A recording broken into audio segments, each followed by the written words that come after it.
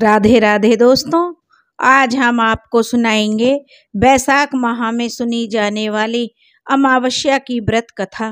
अगर आप हमारे चैनल पर नए हैं तो प्लीज़ हमारे चैनल को सब्सक्राइब करें, वीडियो को लाइक करें और शेयर करें। एक गांव में एक बुढ़िया अपने बहू और बेटे के साथ रहती थी।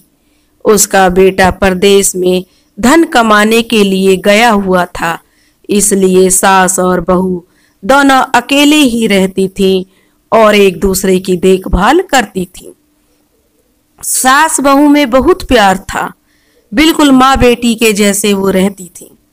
एक दिन बहू ने खाना नहीं खाया तो सास ने बहू से पूछा कि आज तुमने खाना क्यों नहीं खाया है। तब बहू ने कहा कि माँ जी, आज मेरा 3 पनौती अमावस्या, इसलिए मैंने खाना नहीं खाया है। तब सासू माँ ने कहा कि बहू, ये व्रत क्या होता है और यह व्रत करने से क्या फल मिलता है, मुझे भी जरा बताओ। तब बहू ने कहा कि माँ जी, 3 पनौती अमावस्या का व्रत करने से बहुत पुण्य मिलता है, घर में अन्न धन बना रहता है, सुख शांति रहती है और अटल सुहाग मिलता है, पुत्र की प्राप्ति होती है। इस व्रत से प्रत्येक वर्ष अलग अलग खाना खाया जाता है, विष्णु भगवान के मंदिर में चढ़ावा चढ़ाया जाता है या फिर किसी ब्राह्मण को दान दिया जाता है। इस व्रत में पहले साल शक्कर, घी और चावल से खाना खाया जाता है। पहले साल व्रत पूर्ण होने के बाद 1.25 किलो चावल और 1 कटोरी घी और 1 कटोरी शक्कर दान में किसी ब्राह्मण को दे दिया जाता है। दूसरे साल जौ, घी और शक्कर से बना खाना खाया जाता है। जब दूसरे साल व्रत पूर्ण हो जाए तो 1.25 किलो जौ, 1 कटोरी घी तथा 1 कटोरी शक्कर किसी मंदिर में चढ़ाएं या फिर किसी ब्राह्मण को दान में देना होता है।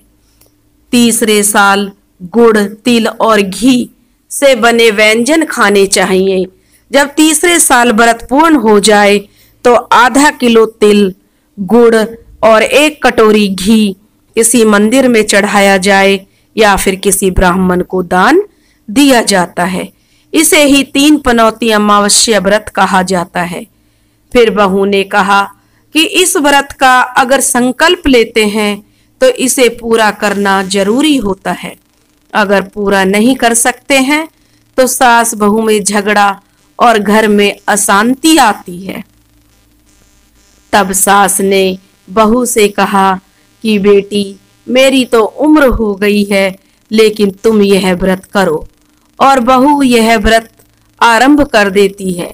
लेकिन एक दिन बहू ने किसी के कहने पर गेहूं से बनी रोटी खा ली और अमावस्या माता इस बात से नाराज हो गई। जो सास और बहू में बहुत प्यार से रहती थीं, दोनों में माँ बेटी जैसा प्यार था, अब उन दोनों में झगड़े होने लगे। सभी गांव वाले भी हैरान हो गए कि यह सब क्या हो रहा है।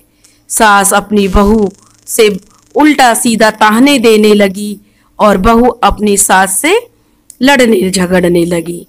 दोनों को इस तरह लड़ते झगड़ते देखकर लोग कहने लगे कि देखो, दोनों कितने प्यार से रहती थीं और अब दोनों में कितनी लड़ाई हो गई है।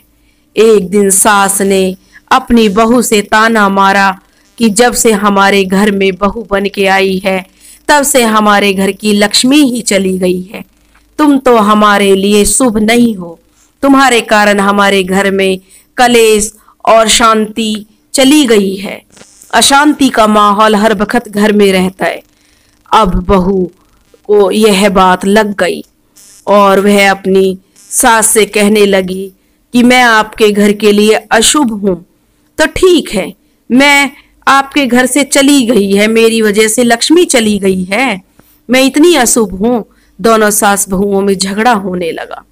जब दोनों सास बहुओं में झगड़ा बढ़ गया तब बहू ने कहा कि ठीक है, अगर मेरी वजह से लक्ष्मी चली गई है तुम्हारे घर से, तो मैं ही तुम्हारे घर में लक्ष्मी लेकर आऊंगी। जब तक मैं लक्ष्मी लेकर नहीं आऊंगी, तुम्हारे घर में पैर नहीं रखूंगी। तब सासू माँ से तब सासू माँ ने बहू से कहा कि असल है तो जाल, लक्ष्मी लेकर आ। तब बहू ने कहा कि ठीक है माँ जी, मैं लक्ष्मी तो लेकर आऊंगी, लेकिन मुझे यह बताओ कि लक्ष्मी माता मुझे कहाँ मिलेंगी। तब सासू माँ ने कहा कि लक्ष्मी तुमको समुद्र के बीच में भगवान विष्णु के पैर दबाते हुए मिलेगी। तब बहू यह कहकर चली गई कि अब जब तक मैं लक्ष्मी लेके नहीं आऊंगी, आपके घर वापस नहीं आऊंगी। इतना कहकर बहू लक्ष्मी माता की खोज में निकल गई।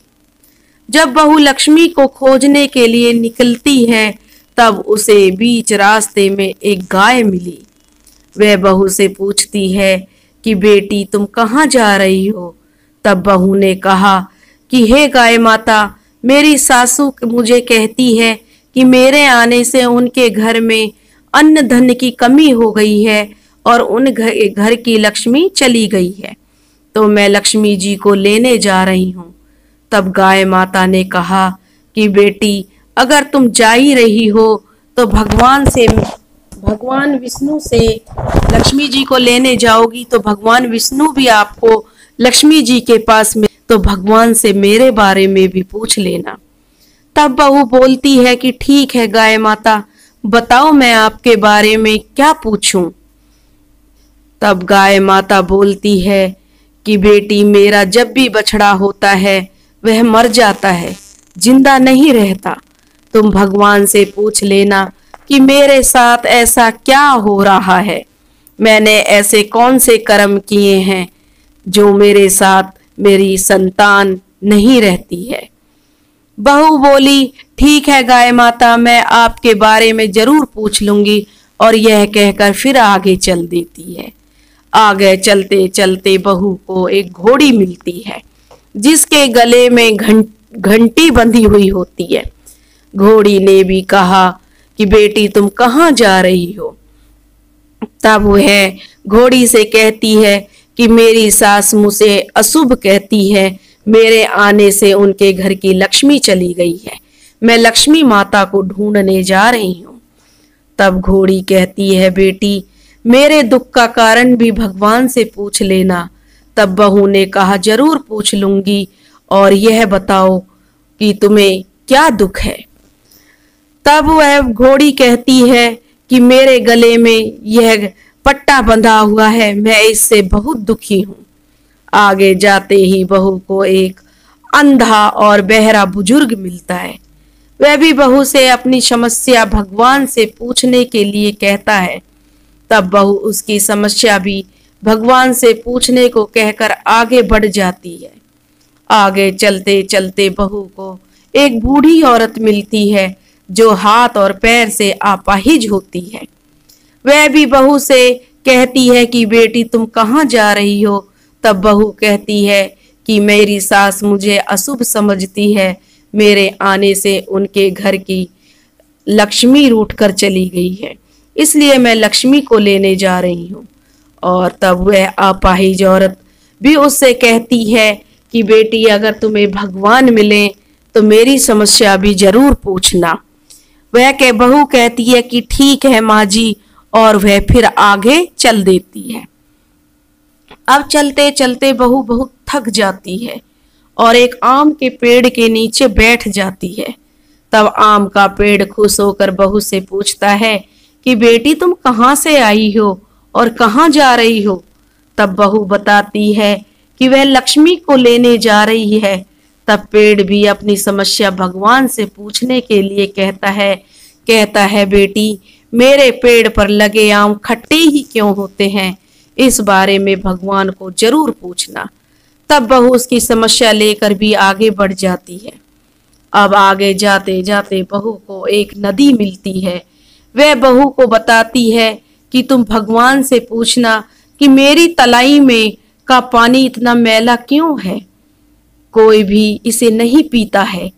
तब बहू कहती है जरूर पूछ लूंगी, और कहकर आगे बढ़ जाती है। बहुत दिन जंगल में चलते चलते चलते चलते बहू थक जाती है और उसे भूख लगी होती है, लेकिन उसे खाने को कुछ नहीं मिलता है। अब वह इतनी थक जाती है और भूख के कारण बेहाल हो जाती है और वहीं जंगल में बेहोश होकर गिर जाती है। उसी समय भगवान विष्णु माता लक्ष्मी के साथ वहां से गुजर रहे होते हैं।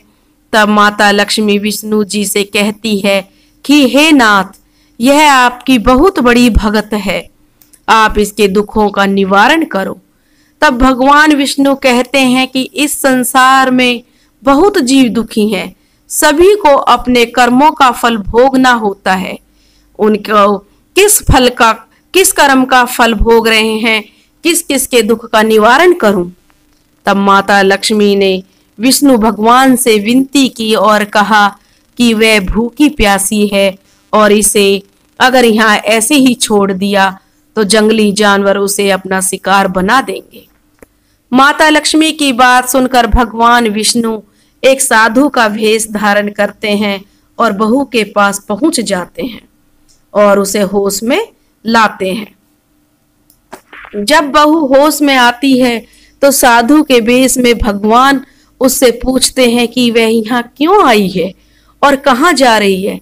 तब बहू पूरी बात बताती है कि उसकी सास उसे अशुभ कहती है और उसके कारण उनकी घर की लक्ष्मी चली गई है, इसलिए वह लक्ष्मी माता को ढूंढने निकली है।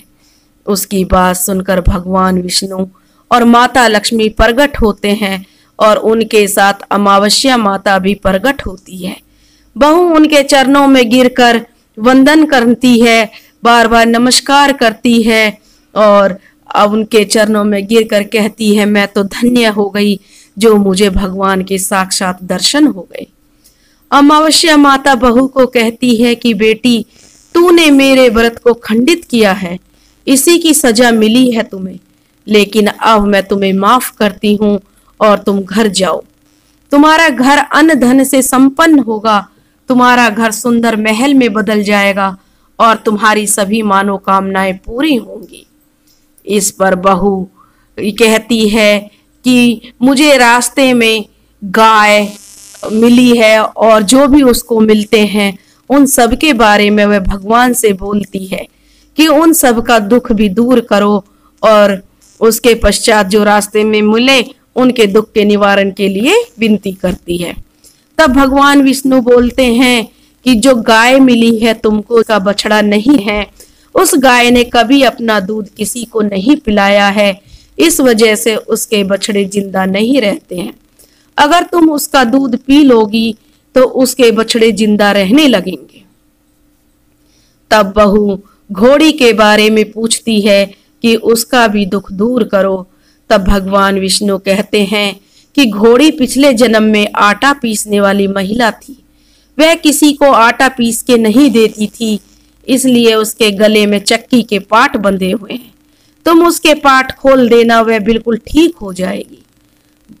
तब बहू बुजुर्ग के बारे में भगवान से पूछती है कि जो बुजुर्ग उसे मिला है उसका भी दुख दूर करो।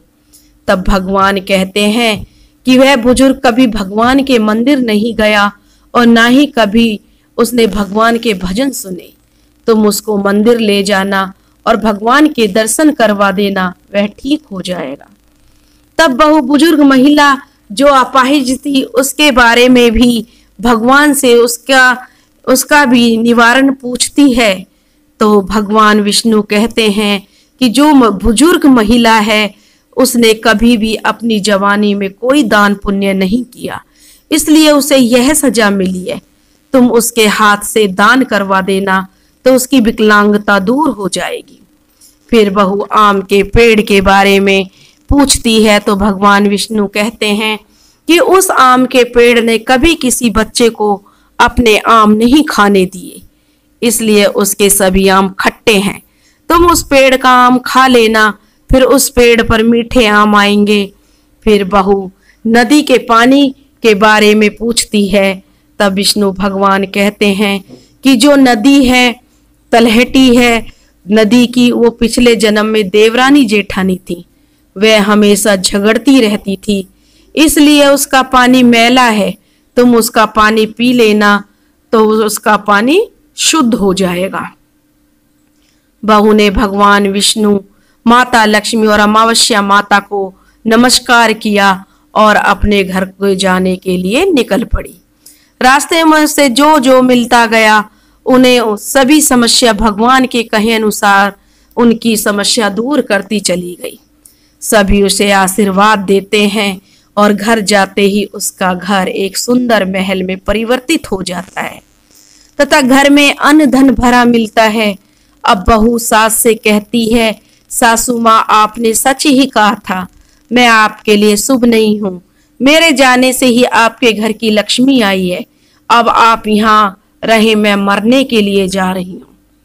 तब सासू माँ ने कहा, नहीं बेटी, यह सब तुम्हारे पनौती अमावस्या व्रत का फल है, हमें मिला है।